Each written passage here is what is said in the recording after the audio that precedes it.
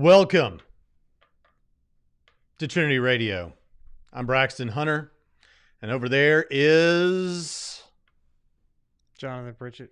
And today we are here to talk about Skillet and John Cooper, and as we just heard the children singing about, being in the Lord's army. Did you sing that song as a kid, Jonathan? I sing that song as an adult. There are actually things that go along with it, like shoot the artillery, fly, or the enemy. Yeah, you do the hand motions and stuff. Yeah. I think every Southern Baptist kid, at least, growing up, had that.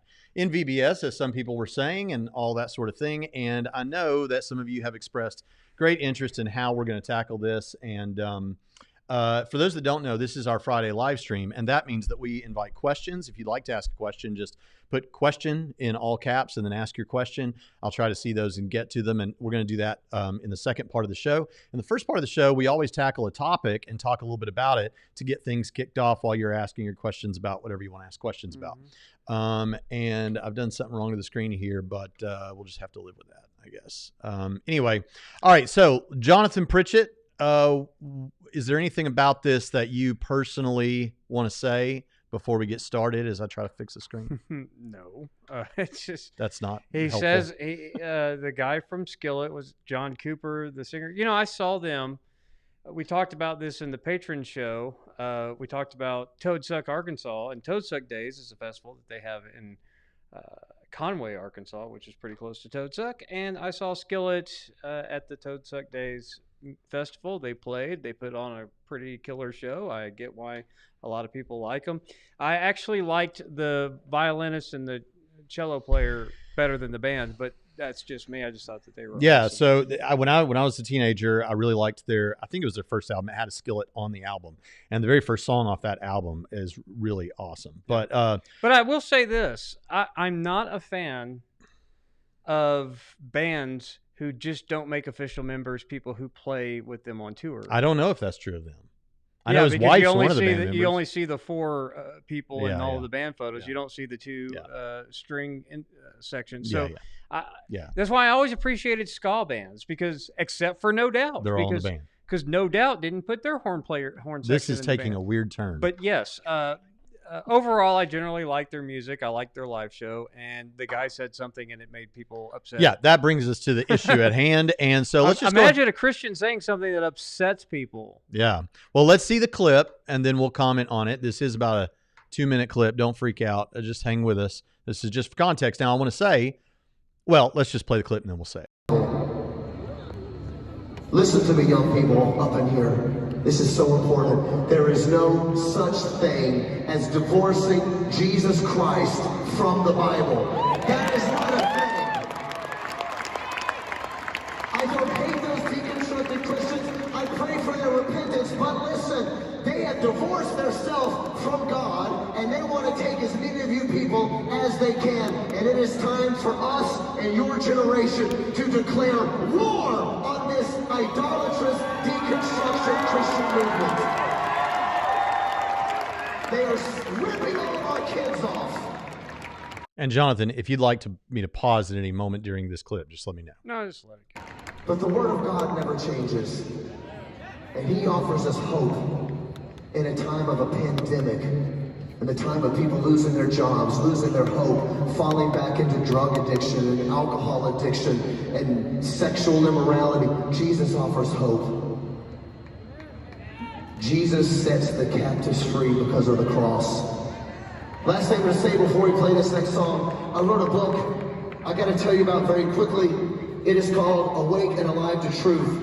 I wrote this book specifically because we have a generation of young people who have not been taught the basic principles of the Word of God. It is not their fault. We did not do our jobs properly. We need to do our jobs better. So parents, leaders, that sort of thing, this is on sale. We have a bundle, $20 for the book and our new CD. You can pick it up tonight. Last thing I'm going to say about this book.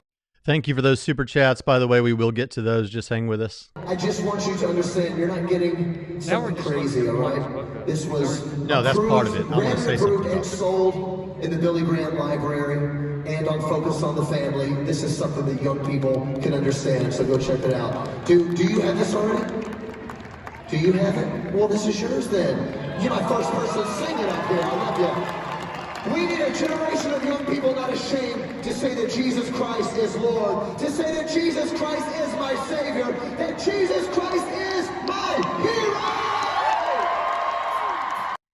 hero! Okay, so Pritchett, that there are a number of things that people are bothered about. One of the things people are bothered about is that he refers to deconstruction as a false religion. Idolatry, I think. Idolatry. He specifically says false religion at one point. Oh. It sounds to, so John Steingard, who we've covered on the show, and I've personally chatted with a few times, real nice guy. We've talked about some theological stuff, but he, and a lot of the news articles have picked this up. He responded to John Cooper and basically was trying to say, you can go read it on Twitter, but he's basically trying to say, listen, when you declare war on deconstruction like that, these people that are in the audience, young people who are experiencing LGBT type impulses and things like that, or who are deconstructing their faith, it sounds like you're saying, I'm declaring war. We're declaring war on you. And that obviously doesn't go over well in some people's minds in this culture in which we were living. Well, obviously that wouldn't go over well. That's not the Christian message, right? So we're going to talk about that in just a few moments. I wanted to leave the book plug in, and I'll tell you why. There is nothing wrong with someone who has written a book on a particular topic, recommending the book that they wrote for that purpose on that topic. Just recently, someone did a... I had something else to say. Let me say this. Let me say this, Jonathan. This is important. Just recently, someone did a review of one of my live speeches, and in the middle of it, I talk about my book.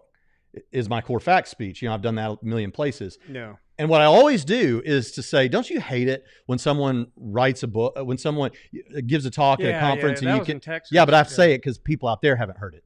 So sometimes we forget, or at least Jonathan forgets, that you're here too, and we're not just having a conversation. So anyway, I say, hey, don't you hate it when someone, their whole deal is they want you to buy their book? And I said, yeah, well, I have a book, and everybody laughs, it's a laugh line. And then I tell them, but look, you can go further with these concepts here. People write books for a reason if they're trying to write a good book. No. They're not just trying to make money. They're not just trying to make a name for themselves. And I don't make much money off my book sales. That's not how that works. But the person covering this, by the way, skipped all the way through that and then chided me for talking about my book. Yeah, no, I didn't have a problem with him selling his book. I just didn't know what that had to do with it. Yeah, here's the idea. The idea is, if people write a book, they probably wrote it for a reason. And if they didn't want people to read it, they wouldn't release it.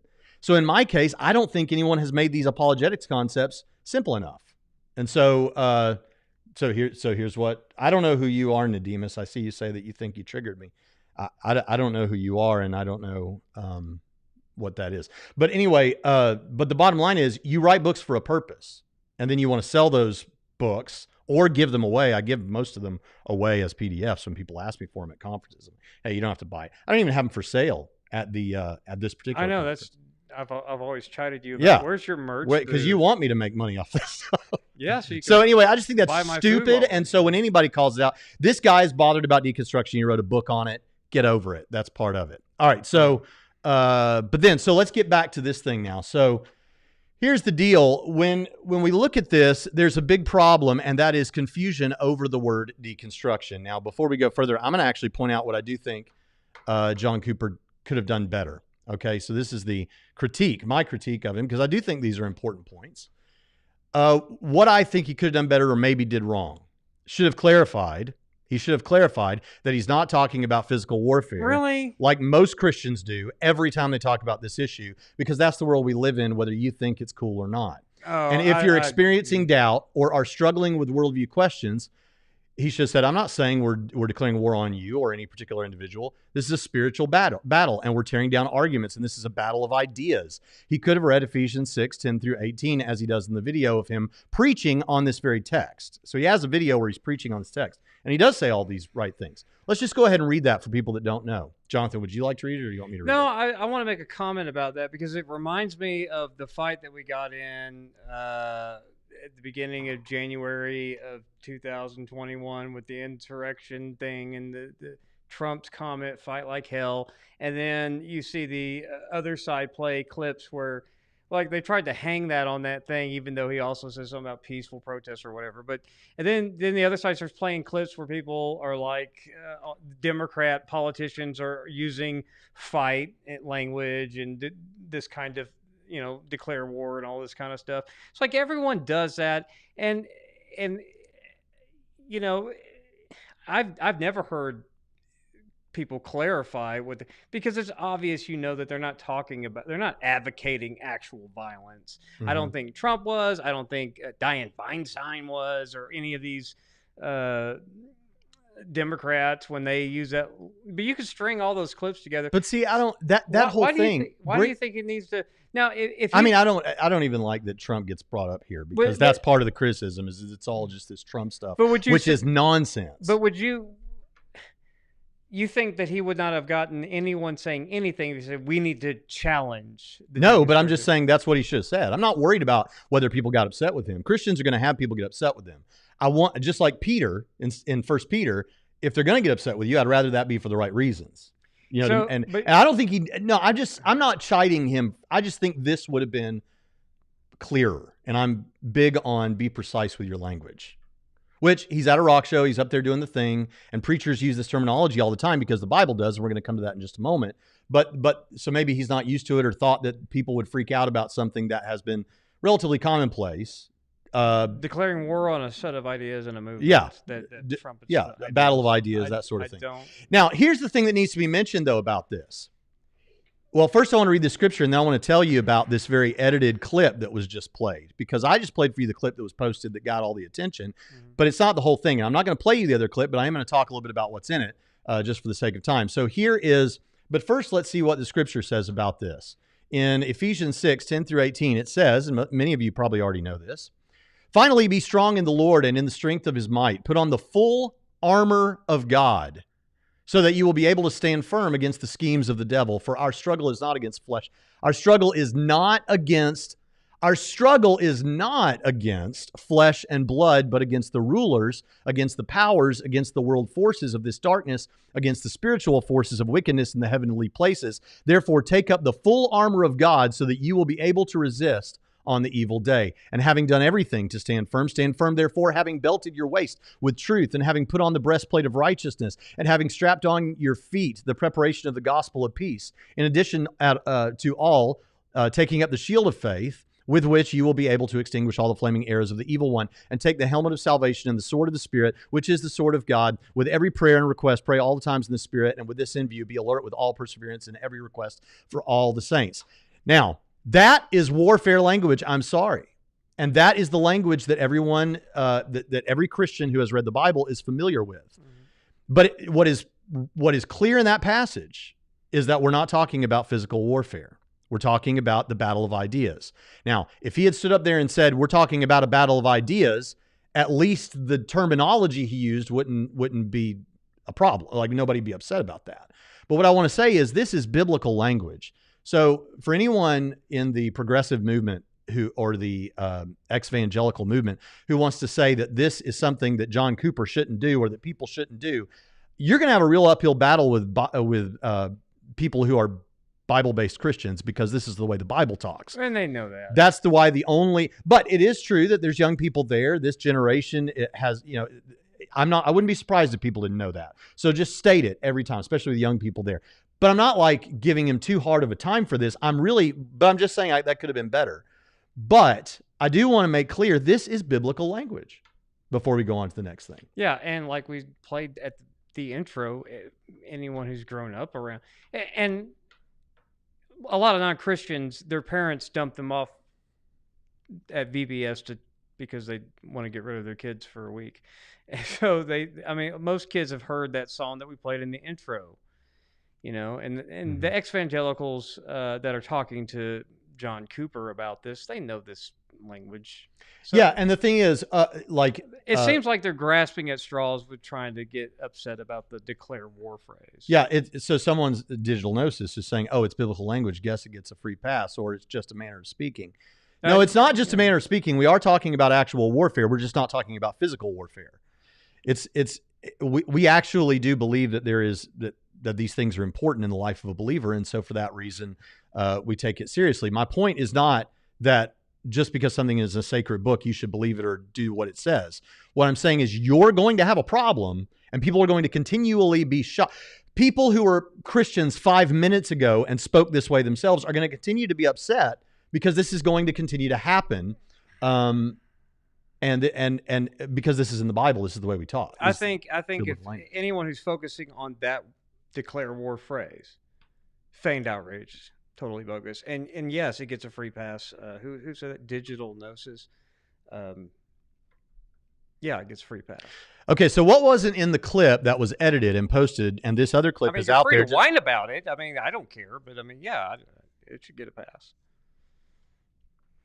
But there is a longer clip. Just look at the length of time the clips are. What wasn't in the clip was that was edited and posted was Cooper's clarification that he's talking about a movement in which former Christians. Actually, to clarify this, let me play a video from Elisa Childers, and then I'll show you what I mean. Because Tim Barnett, a friend, was on there just the other day, and this was pretty informative because someone created a syllogism showing that the problem with what Cooper said. So let's take a look at that real quick. It's not too long of a clip. Just hang with me. But here's my main concern with it, and that is there is an equivocation on the word deconstruction. By equivocation, I mean that they're using the same word in premise 1 and premise 2, but it's being used in different ways. So yeah. John Cooper says deconstruction is a false religion. Well, as you just pointed out. Let me do this real quick. So this is a good objection, or this is an objection that I anticipated. So we're good with people holding up signs that say Jihad America, read the Quran is a war of ideas. It's a war of ideas. Yes, if it was merely a war of ideas, that would all be fine. What we know is that there is a difference between spiritual warfare and physical warfare. What we're talking about is spiritual warfare, and I think that's a very important idea. Yeah, I mean, I guess it would depend on the what Muslim. are they saying? Yeah, but here's the main. Whoops. Go ahead. Say that again. I say it would depend on what kind of Muslim is saying it. What do we know about it? What do we know about John Cooper? He's a rock star. Is he going out and trying to physically harm anyone? Of course not. And everyone knows it. So yeah. Let's go back to where we were. In premise 1 and premise 2, but it's being used in different ways. So yeah. John Cooper. Yeah. So what he said was that deconstruction, the word deconstruction is used in premise 1 and 2, but it was an equivocation. What came to mind the first time I saw this argument is these two words are used in different ways, but listen. As deconstruction is a false religion. Well, as you just pointed out, Lisa, he wasn't saying, he was talking about a specific movement that's going on here, okay? Minimally, this movement, this word can mean a lot of different things. And so John means something very specific when he says deconstruction is a false religion. And then, of course, the premise 2 here, number 2, Martin Luther deconstructed his Catholic faith. True enough. But now what are we talking about when it says Martin Luther deconstructed, right? I mean, when has anyone in the last few hundred years used that term to describe Martin Luther? Well, nobody. What we talk about is reformation. He was reforming Christian doctrine. I prefer the word, when we're talking about Martin Luther, and again, I've been thinking about this all week. What's the difference? What Martin Luther did was, you can call it deconstruction if you want, but I don't think that's a helpful word. I think what he did was more like restoration. Yeah, so he's trying to say there's two different senses of this word. One, because this is new, like he said earlier in the video, and I think he's right. Like 5 years ago, nobody was talking like this, or a very small group of people were. Right. It goes back to Derrida, but the point is people are using this term now in a variety of ways, and that's why there's talking past each other between Cooper and his critics and misunderstandings and all of that, even though Cooper made it clear the sense in which he meant it. So let me begin by explaining it to you this way. About a year ago, I did a video on my deconstruction when I took my faith apart and put it back together to see if it holds water, right? And some things changed. And as you know, that there are still some things that have changed even in recent years. And I talked about that, but I'm still a Christian. On the internet, someone posted and said, an atheist said something with a lot of subscribers. I can't remember who it was. Said something. You can probably go find it. Said something like, "People need to stop calling it deconstruction when it's just that you stopped believing in young Earth creationism or something. That's not deconstruction. That's not what we're talking about." So there are different senses. Christians have started people using. Get mad if you don't include that within the broad range of meanings of deconstruction. Right. The other atheists ate that guy. All started arguing with each other because it's like, how are you going to gatekeep the term deconstruction? Like to deconstruct, it is a deconstruction. Yeah. Imagine the word deconstruction having multiple meanings and people get upset about it, and then getting mad because they think that declaring war can only mean one possible thing. Yeah. Come on.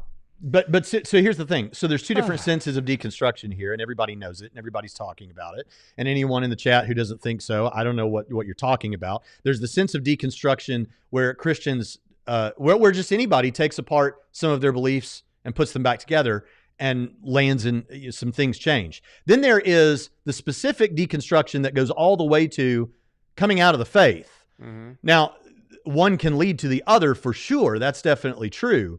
But those are two different senses. And Cooper is clear that what he's talking about is people who have left Christianity, preachers, teachers, he says, musicians who have left Christianity and then have podcasts or videos or elsewhere are encouraging other people to leave as well. Now, before I finish that, there are some people in that group who would say, we don't encourage people to leave.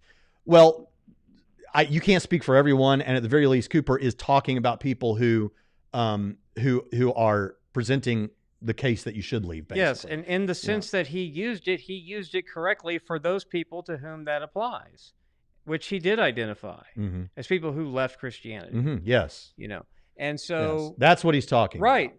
And just because you can use it for other things like deconstructing your complementarianism or Calvinism or whatever. Mm-hmm. Well, unless he also goes on another tangent to identify others, and it's pretty clear who he's talking about. So I don't get the hoopla about that either. Like when somebody says something to me about someone, like that, even as my opponent online, it's happened with me and you before with atheists, where you might say something like, "Can you believe what this guy said? He said this," and I'll say, "He doesn't mean it like that. I know what he means," right? Yeah. And then we don't do anything with it. Like I know what's going on there, even though that we could make that sound bad. I know he doesn't mean that way. Yeah. So we try to be people of integrity about that. I wish that we could, and it may be that those people that are friends with Cooper or used to be or whatever don't quite, like they don't see that. They don't think, "Oh, I know what he means." Like I think John Steingart is being pretty honest with his concerns about it, for example. But there are plenty of people who know exactly what he means and kind of know, "Oh, I know what he's getting at," and that's the end of it. Like what? Like it's this uncharitable and Tim Barnett said this too. It's this: if you say online the sky is blue, there's going to be 20 people to tell you you're wrong, right? And to argue with you about that, and it's just this uncharitable. So far, nonsense. I can't think of anything that John Cooper has said that's a problem.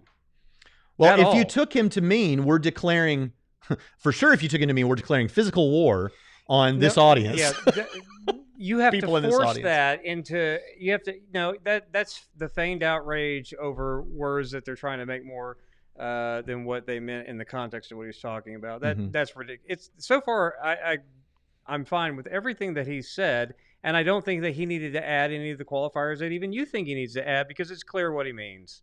Yeah. So I think that we should declare war on deconstruction and fight like hell. There you go.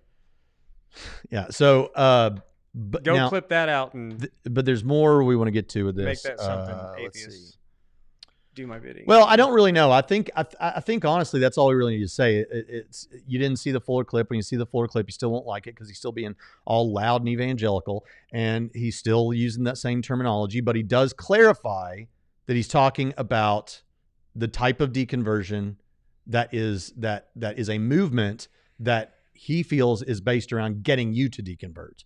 like evangelistic deconversion, like yeah, that has to, they're evangelistic about it. Right. It's not like the little kid that's struggling with is trying to figure out where he feels about LGBT stuff in his life. It's not about the person over here that's doubting their salvation. It's not about this person that doesn't know what they think about evolution. That's not what's going on. And he's not declaring individual war on any particular person. He's saying it's an ideological thing. We need to take this more seriously. Right. Yeah. And it seems like when I did some searching on this to see what all the hoopla was about, it seems like he himself is in favor of being able to address the concerns and the questions and giving room for all of that within the church and helping people navigate that. So at least I think he said something like that in what was it? Where he said, yeah, we need to prepare our young people for this kind of thing, give room for them to be able to ask questions and navigate this. So I think he said it in a follow-up after all of this stuff came out, where people were back and forth on social media. So, I don't think that he is saying let's just board up and not address the concerns within the church, which is what I think that other guy was concerned about in the audience. And he seemed to be like, no, I mean, we can make, I guess that's part of what his book is, let's make a space and talk about it, but let's talk about it from a more faithful rather than faithless approach to it. Kevin O'Connor says, so deconstruction from one religion to another is not a false religion, but deconstruction from one religion to no religion is it's either way. Well, so the use of religion to refer to atheism is really just, I mean, to whatever extent you want to define that right and say that it is a religion and all that, I get all that stuff goes on, but the fact is that is just going to tick people off. But the bottom line is, if you walk away from Christianity to any other religion, that's a false religion. It doesn't mean it doesn't have true things in it. Doesn't mean it doesn't have a lot of true things depending on the religion, but the central message of that religion is false. And if you are an atheist today, if you leave, you deconstruct and you become an atheist, then you're a part of a false belief system as well. The use of the term religion can be there or not. I that's not important to me. All right, let's hit some things here. Oh, so that's that. We're ready for questions now. Let's see, or statements. We have a super chat here from Trevor Adams, who begins by saying, oh, that's the continued. Hold on. A couple in my small group took marital oaths before God one night under the stars, just them.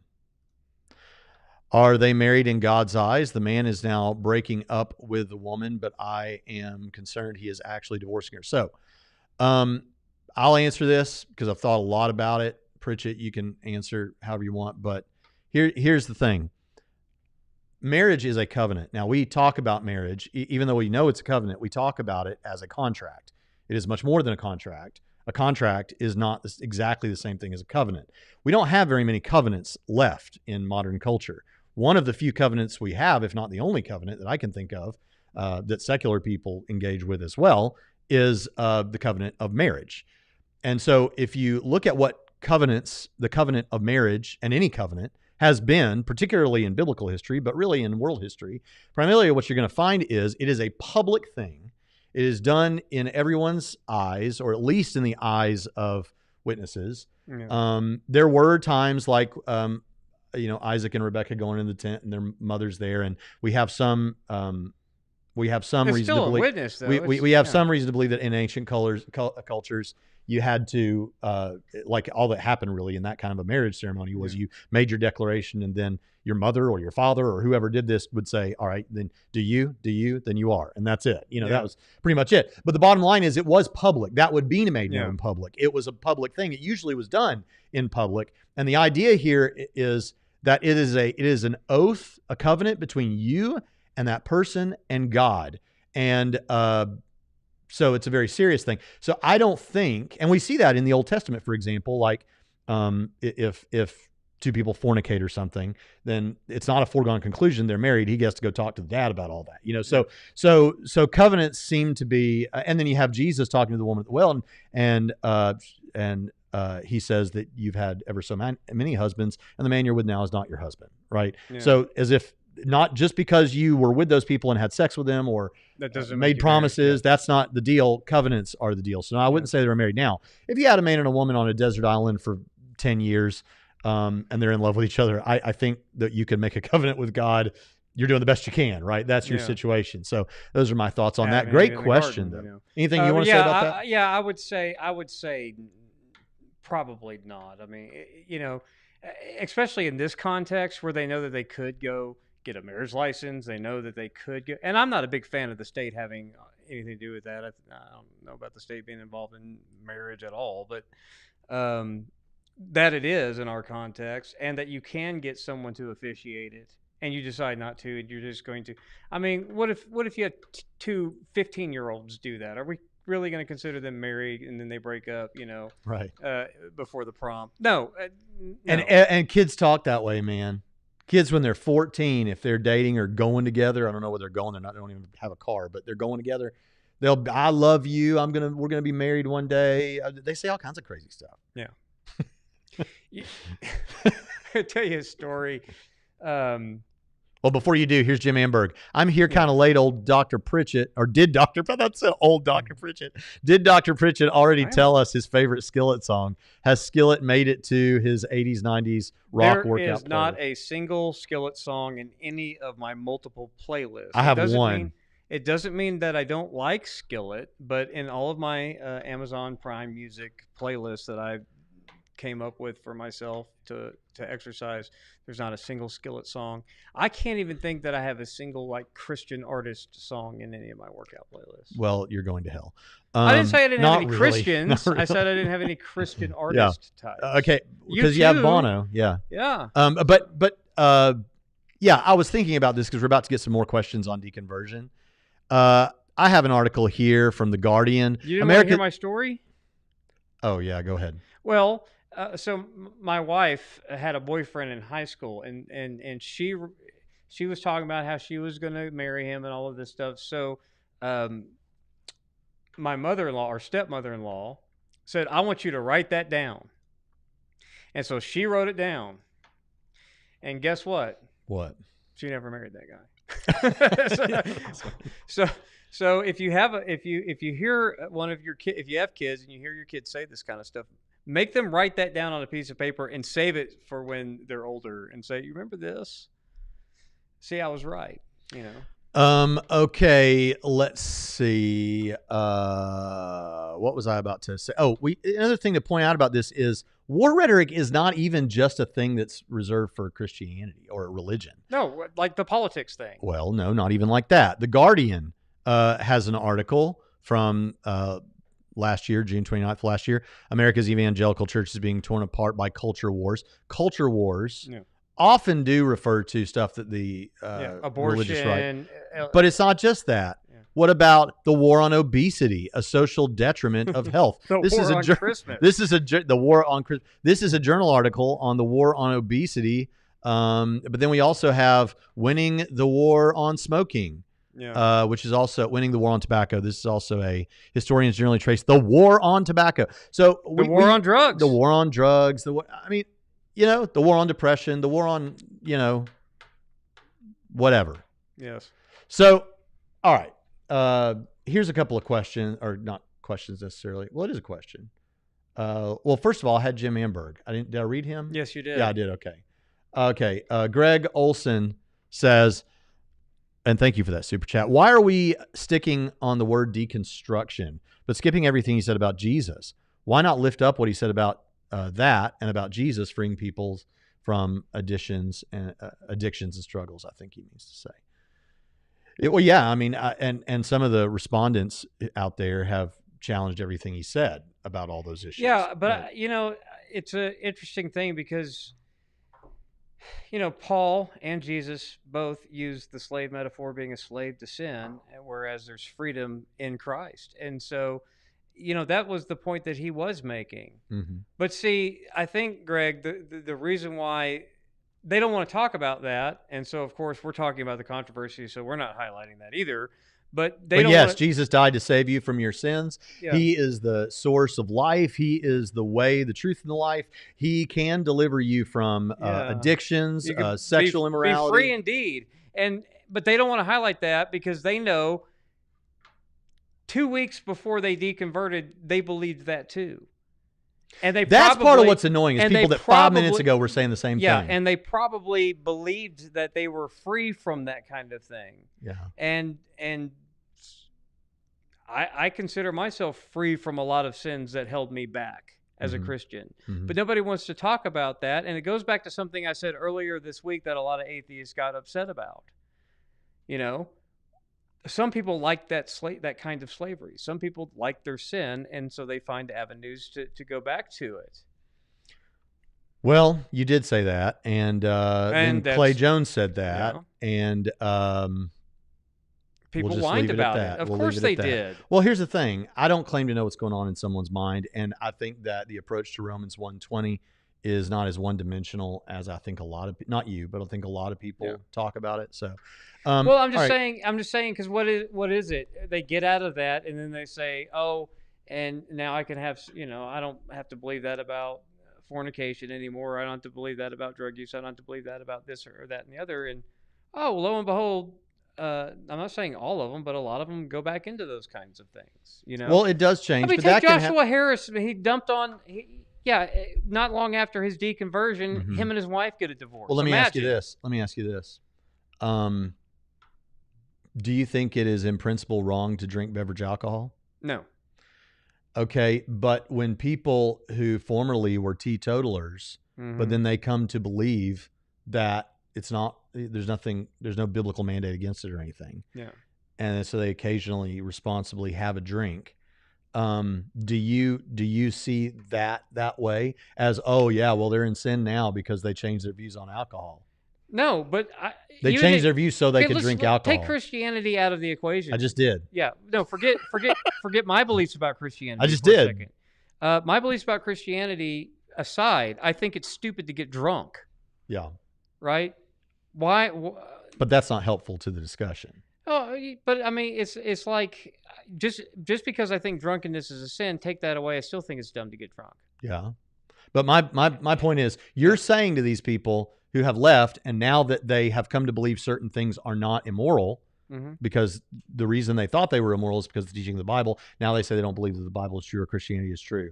And so now they're doing some of those things. How is, I mean, obviously that is categorically different, but how is that not similar in some way to a person who comes to believe that drinking beverage alcohol occasionally in a responsible way is not sinful, and then starts drinking it as a result of coming to that conclusion, maybe not even right away, maybe a year later. Right. How is that relevantly different? Why couldn't someone say to them, you're just doing that because you just came to that conclusion because you want to drink? Well, drinking is a little bit different than other types of sins that they could get involved in, that they didn't previously. Because I mean, to me, the problem, I could find plenty of non-Christians and plenty of atheists who prefer not to be intoxicated beyond the point of walking around. But I mean, you don't find a whole lot of non-Christians, and you find a whole lot of Christians even agreeing with them. You don't find a whole lot of support of, hey, don't have sex outside of marriage from anybody, right? So, but they weren't doing that as a Christian, and now they feel okay about it. We know people like that. Well, we tackled all this in the 10 questions. Everybody thought I was saying, you just want to sin, even though I was very cautious to say, I'm not saying you just want to sin. But anyway. I'm saying that is that way for a good number of people. $10. Anyway. Thank you for this super chat. A couple of years ago, I realized Calvinism was wrong, and it rocked me. Upon first principles investigation, my faith is stronger than ever. Is that deconstruction? Yes, in my opinion. And that's precisely thank you for this, because that's precisely the problem, is that is a type of deconstruction. So when somebody says they're deconstructing, some of the church freaks out and says they're walking away from Christianity.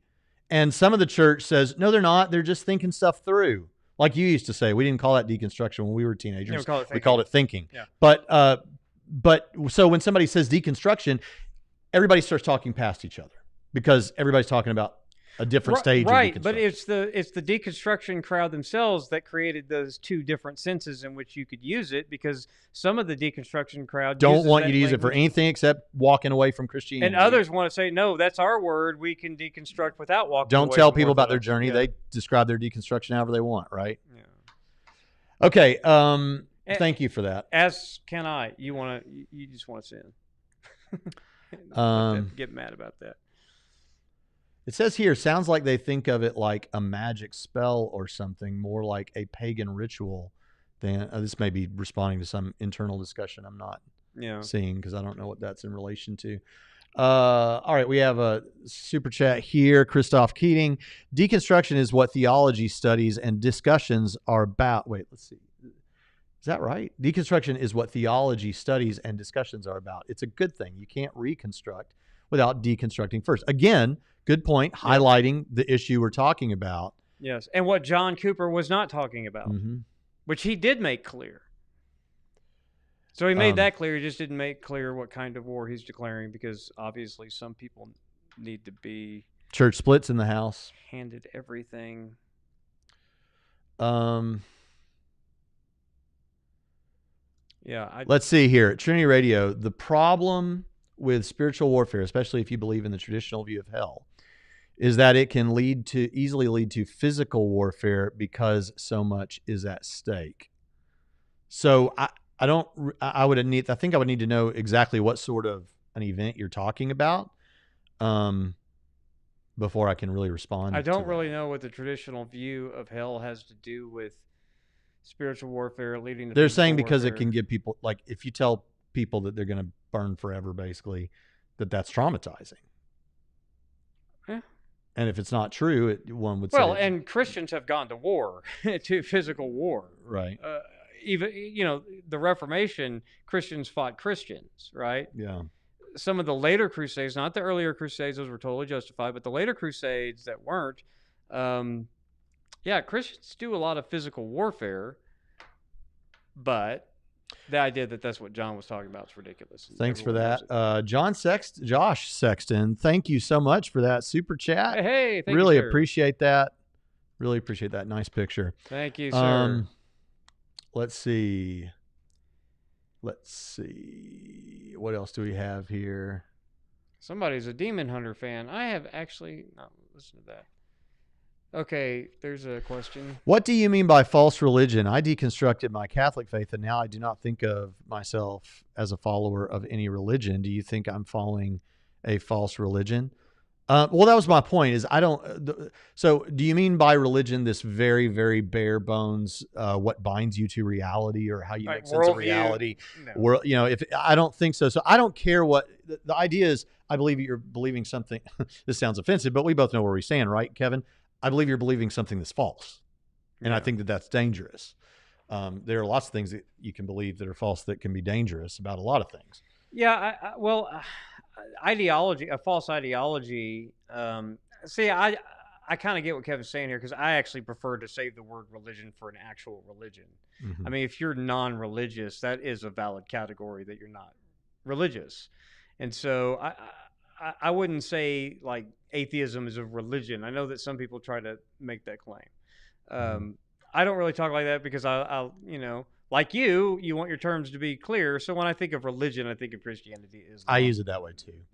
And part of the reason is, first of all, that's just how I talk. And secondly, to be like, well, atheism's a religion, I just see as unhelpful to the conversation. Well, I think scientism is definitely a religion. We have an old Trinity Radio where I make that case. But I would say that like a false ideology, and I think he used idolatry there as well. Mm-hmm. You could make that case. Well, you have to talk about the soft sense of idolatry, in which anything you're serving over and above God is idolatry. Yeah, but I mean, but you could even make the case if you get into this progressive Christianity. I think John Cooper said something about that, about the Jesus but not the Bible thing. You just make up some sort of Jesus that's palatable to you. Mm-hmm. That I would say is idolatry.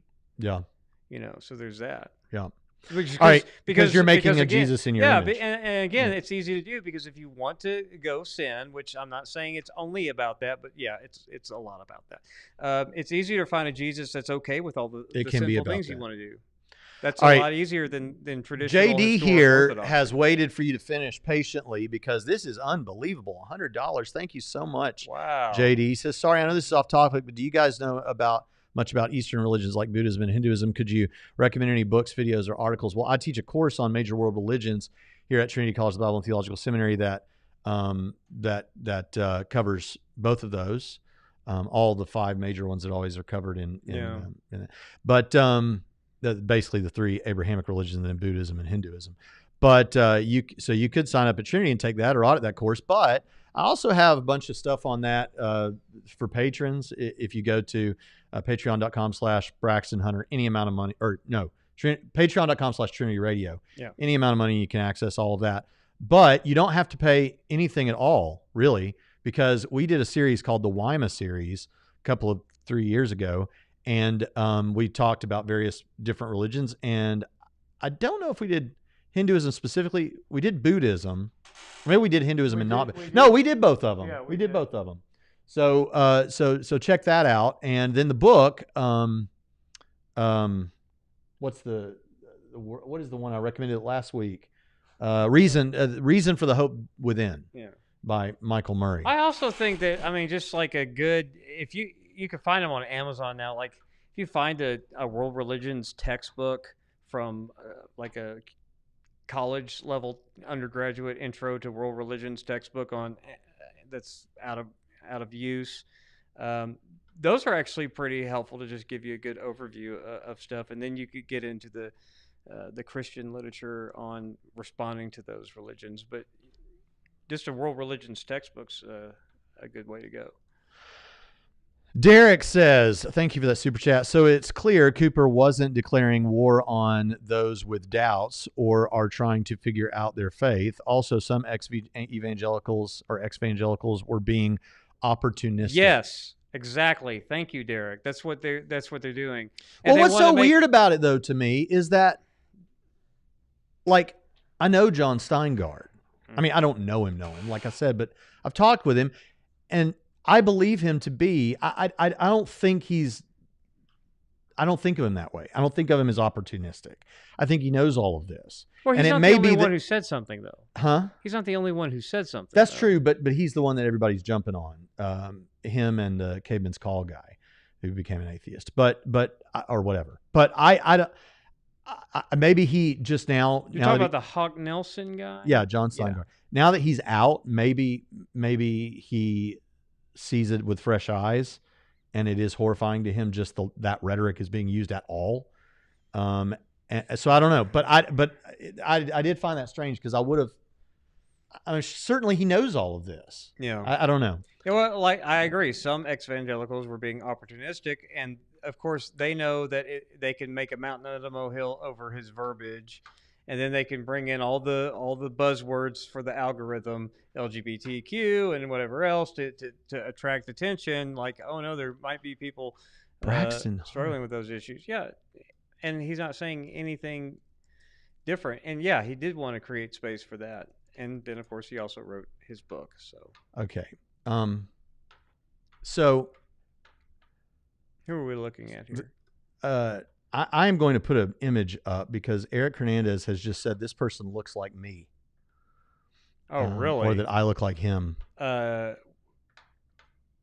let the audience decide. But well, Eric, here's the thing, Eric. Thank you, because I know you're my friend and I know you were trying to be friendly. But I'm going to help you out here and all the audience out too. If you're going to tell someone that they look like somebody else, there's a rule. The rule is that person has to be more attractive than they are. You don't tell them that's the rule. You just tell them. Because you know when I learned this rule is I told Andy down the hall that he looked like the Hobbit, the guy who plays the Hobbit. But no, I'm going to put this up here. This is what I'm supposed to look like. Now, look, all bald men look alike to some degree. I certainly don't have as long of a beard. Let's see. No, you don't have as pointy of a dome. Yeah. Your face is a little bit thicker than his. So, yeah. All right, here's another super chat. What is authentic humanity? What is authentic? Is humanity evil authentically or good authentically? Is natural life-producing human relationships authentic? Wait, is natural life-producing human relationships authentic or unnatural human relations authentic? Well, I don't know, but I made a joke on my Facebook wall for this fake company that Eric Hernandez and I started. Yeah.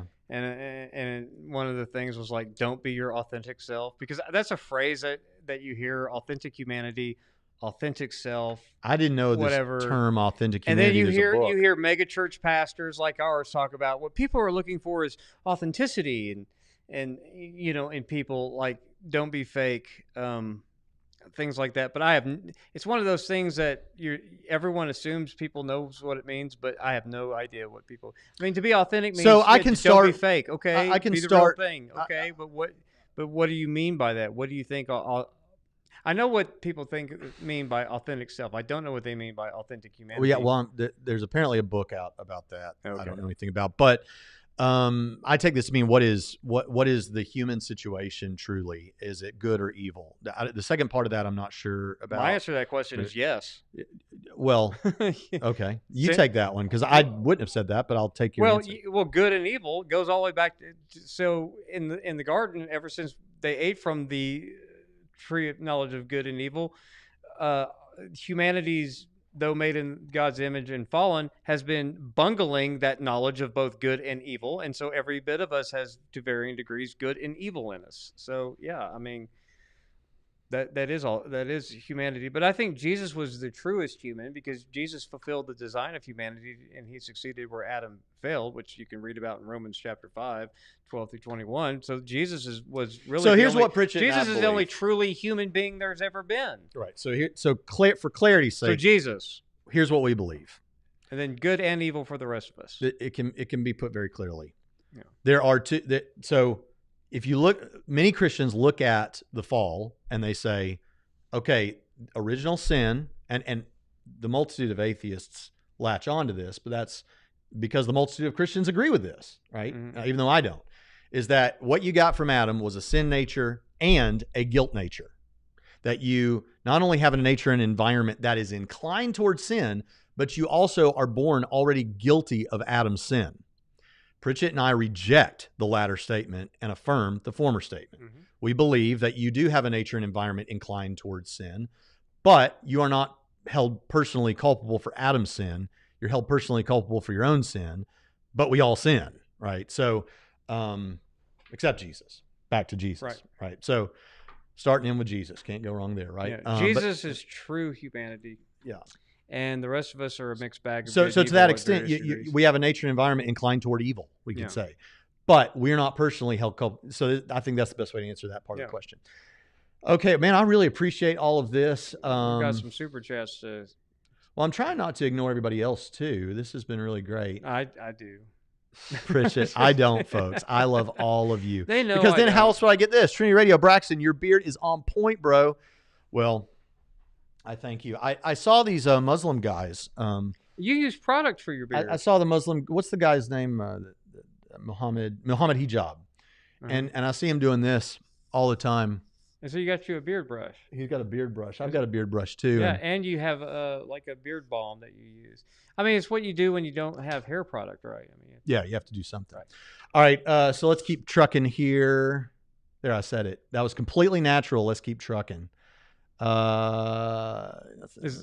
we go. People talk about your phrase, let's keep trucking. I'm so annoyed with this deconstruction trend. However, do you think it's better that progressive Christianity exists as a final holding place for people who would otherwise leave the faith? No, but thank you for the super chat. Appreciate it. I said this in my book, Evangelistic Apologetics, in 2011. And it is that I think that there is, look, we believe in spiritual warfare, and we believe that the enemy has strategies. Yeah. And I believe that a great strategy, or a great part of their strategy, is try to get people to stop believing. Okay, mm-hmm. They love that. But another thing that is kind of like that is, well, if they won't stop believing, at least get them to pay attention to the Jesus seminar. Yeah, they can believe in Jesus without the bodily resurrection. Yeah, everyone can believe in Jesus without, and they can believe in Jesus and still believe in homosexuality and crossing. Yeah, no thanks. They can still believe. Yeah. The problem is, depending on the progressive church you go to, but I'm saying it's a huge swath, if not most. If we're talking about the kind of progressive Christianity I'm talking about, I don't think that is Christianity, because it's not orthodox. So I don't think it's a good last stop. Right. I'm with Cooper on that. Don't divorce Jesus from the book that he affirmed. But thank you for that super chat. Yeah. No, it's not a good. But I understand why you ask. Atheists probably agree with us. So it's like, what's the point of what you're doing with this? Yeah. With this. The internet needs more, and that's why, by the way, progressive Christianity is parasitic on healthy traditional Christianity. Right. It needs it to survive because there's only like 6 people in any given Episcopalian church.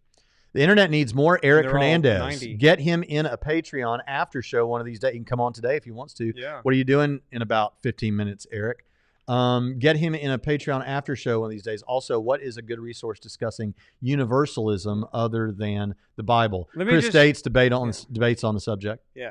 Let me just say before you answer more of the question, everyone in the world, not just the internet, needs more Eric Hernandez. He is the hands down greatest apologist who has ever lived.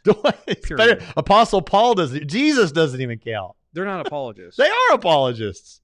They did apologetics, but as far as working apologist, Eric Hernandez, the best of all time. Well, he's talking here about. I mean, even the early Christian apologists did not. They're not fit to untie his sandals. MJ Jackson, grace and peace to the host and the chat. Thank you so much, bro. We love you so much. Yeah, MJ, y'all go subscribe to his channel. The Urban hey, Christian how do you? Institute. Well, I better not do that. I'm not going to do that. What? No, everybody will just have to wonder. Okay. I was always told to look like Jason Segel. Let's see. Jason Segel, is he the guy that was in? Here's a question. How I Met Your Mother. He was. I think so. Yeah. I don't think you look like that. Yeah, you look nothing. I asked on Facebook already, but I've heard from some Christian leaders that one reason or factor in many youths deconstructing was evangelical support of Trump. I do think that is a reason given by people I know of, and I get it in this sense. Here's what I don't like. I'm obviously gonna side more with conservatives, right? Mm-hmm. Although that doesn't mean I think we sign off on everything on the Republican side of the aisle. There are some ideas that are more championed by liberals that I think we need to pay more attention to. Like, and you can say whatever you want. God gave us this environment, and I think we ought to take care of it. And to the extent that some conservatives are doing that rightly, because you can't just take that's one of the party lines of the other side that necessarily conservatives hate the environment or something. But I do think that's an issue that we as Christians should champion. My views on like capital punishment, things like that. Yeah. So I'm not all the way, but what I do hate is this Christian nationalistic idea of it's just Jesus is coming back in the American flag with 2 guns because he's Second Amendment man with blonde hair and blue eyes. And we talked about all that before. And so I can see how people it's not that they're not thoughtful, but they haven't lived enough to think through some of these things or given it enough attention. And then they say, well, if that's what if that's all that Trump, I don't want nothing to do with that. Yeah. I mean, Trump did get 80 some odd % of the evangelical vote. And so I understand why that could happen because with these youth getting disillusioned by that, because there was way too much Trump can do no wrong, right? There was some Trump is a reprehensible human being, but he's better than Hillary. Mm-hmm. And then there was just the never Trump that was the smallest group. I understand the middle group. I understand where they're coming from, but there needed to be more of the he's despicable and less of the he can do no wrong crowd, because they were often the loudest. I don't know that they were the most numerous, but when you have the loudest saying Trump can do no wrong, and then you have another majority saying, yeah, he kind of is an awful human being, but he's still better than Hillary Clinton, it all gets tied up into I don't want to talk about Trump. Yeah, but I'm saying I want to talk to you about something else. But I still understand, Derek, why younger evangelicals who look up to people, I get why they would become a little disillusioned. Just like, you're signing off on that guy, right? Yeah. So here's another question. Mm-hmm. I think someone in the chat needs to know that I'm just deciding who's Orthodox and who's not. Are Southern Baptists Orthodox in your eyes? Mm-hmm. And is that something we can, based on the first several centuries of the church, objectively say? Yes. Okay, and why don't you explain why Southern Baptists are Orthodox, or why a church? What is Orthodoxy? Yeah. So. Because I don't think some people in the chat. Yeah. Everyone. I consider people cast this net differently, but Orthodoxy to me is okay if you affirm the same thing that everyone for all times and all places have affirmed, which is you start with the Bible. It's got the Old Testament and the New Testament, the 66 books. Yes, Catholics and Eastern Orthodox, they may have more books, but they don't have less, right? So we all agree on the one Bible with the Old Testament, 39 books, and the 27 books of the New Testament, right? I was thinking just a paragraph answer or something. Okay, so they also all affirm the Nicene Creed, the Apostles' Creed, the Nicene Creed, and the Athanasian Creed, right? Southern Baptists affirm that too, right? And as someone in the chat said, someone could start a church tomorrow and it be Orthodox, as long as it's Orthodox, right? And of course, Nicene, Chalcedon, Ephesus, and Constantinople. There's certain ecumenical councils. Maybe they don't all agree on all of them, but they do all agree on the first 4. And then largely where all the church fathers agreed in the first 5 centuries of the church, Southern Baptists agree with that, as do Catholics and Eastern Orthodox and Presbyterians and Lutherans and everyone else. So whoever agrees with the one Bible, the 2 Testaments, the 3 creeds, the first 4 councils, and the consensus of the first 5 centuries on all those matters, Christian. And I know that there's going to be people in there who are going to get mad at me because they think Catholics are going to be outside the faith, or the Eastern Orthodox. Why are you caveating everything? Because I know you always tell me not to that caveat. They're wrong. I'm glad that the unapologetic. I mean, if Southern Baptists of all people are Orthodox, and we can make room for the unapologetic apologist is. But I haven't seen you in a long time. I'm glad you're here. I'm teasing. But we are to subdue the environment for us, not hold it up as more valuable than human life. Well, sure. That's why that's why I think I can't agree with either side. Like, there's stuff to agree with on both sides, but that doesn't mean that the values are ordered rightly. Obviously, I'm not going to go to a particular side, right? Because I like some of the stuff they say about the environment, if abortion's still a predominant view in that party, so it's tough. Right. You know what I believe? Probably. Go clean up your neighborhood if you care about the environment. Stop worrying about taxing emissions and go start picking up trash in your own city. And stop the polluters that are making the Ohio River the nastiest river in the nation that's right outside our window.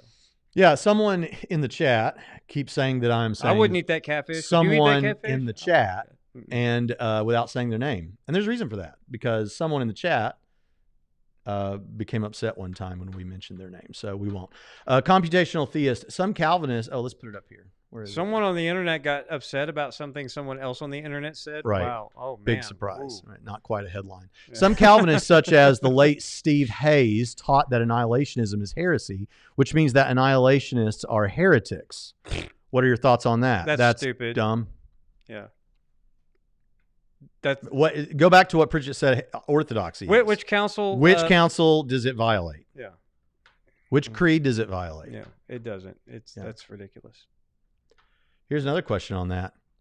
So, to be clear, does non-Orthodox equal non-Christian in your eyes? Make that Orthodox lowercase o. Yes.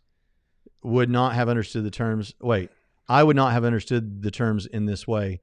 Personally, yeah. We're talking about like a lowercase o, not like Eastern Orthodox or Greek. We're talking about lowercase orthodoxy, just right Christian beliefs. Yeah, right? That's it's mere Christianity. Yes, this is the stuff you have to believe. Yeah, if you're in any meaningful sense, or the fundamentals. And someone said to me the other day, "Oh, you're gatekeeping." I'm like, no, the early church is gatekeeping, and I'm just telling you what they said. Yeah, and the gatekeeping is you have to know Jesus. And this is what I'm telling people. That mere Christianity, that paleo orthodoxy, the fact that everyone can agree with that, it's right. You know what I'm saying? Mm-hmm. Those things we can be sure of. What you think about all these secondary or tertiary issues, yeah, we can argue, and certainly Leighton Flowers is going to argue about Calvinism versus non-Calvinism until the end of time. Mm-hmm. But no one that he's arguing with, and neither does he, disagree with any of that paleo orthodoxy. That's how you know that all that stuff is for sure right. and everything else is just disputable. All right. Well, have I gotten everybody that made a super chat? I don't want to miss people because I don't want to miss any questions, and I think I may have. But especially if someone was willing to sacrifice like that, I feel like I appreciate all of our patrons, and I appreciate all of our super chats, which is why even though Braxton is more, he's more Christian because he doesn't show favoritism. I'm struggling in this area because I think that you should show favoritism. We're going to play Just As I Am Without One Plea on an old cassette tape here, and you can repent at the altar. How's that? My prioritizing. All right. Well, this has been a blast. And at 2:20, we are going to have the after show. You can access that on our Patreon page. I think you can give as little as like $1 or something and be on there. The link is in the description for this video. Yep. And once you get there, I know some people have had trouble getting to where they can make comments and stuff because it just puts a video screen. But look underneath that video screen in Patreon. Excuse me. It's also in the Facebook Patreon only group. There's also the link there, so you can just click that and go straight to the video on YouTube if you want to. Yes, and remember. And if you become a patron, guess what? You already get like 5 or 6 free ebooks, PDFs. You get a whole bunch of episodes and other after shows. You get whole courses that we don't use anymore here at Trinity, but that we still agree with what we said. And whole long 8-hour courses on a variety of issues, including major world religions and things like that. Yeah, you get to see Fat Pritchett and Skinny Hunter. That's right. That's right. Yeah. So and it'll be that way again next year. I hope not. I don't want to. Well, that would be fun though. It'd be eating a lot of good. That'd be good eating for me for the next year. But anyway, folks, it's been a blast. Remember, stand with John Cooper and declare war on these false ideologies of deconstruction and fight like hell. Is that a non-profane use of the term hell? Yeah. Well, all right. This has been fun. I've enjoyed this. Fight against hell. Charge the gates of hell with a squirt gun. You've heard that line before. I should have had it. Yeah. I'd run through hell in my underwear with a squirt gun for you. Yeah. And I wouldn't do that for you, Fritz. Please don't. But I'm not Paul. Okay. I'm not Paul. But here's what we're going to do. We're going to go out with this. We thank you for everything. Y'all been so awesome. I should have played the kids singing I'm in the Lord's Army on the way out, but it's going to be in everyone's heads. Yeah. I'm in the Lord's Army. All right. Yes, sir. So,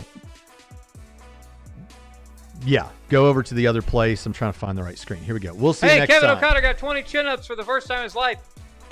Praise the Lord. And yes, we'll see you next Good time job. On Trinity Radio.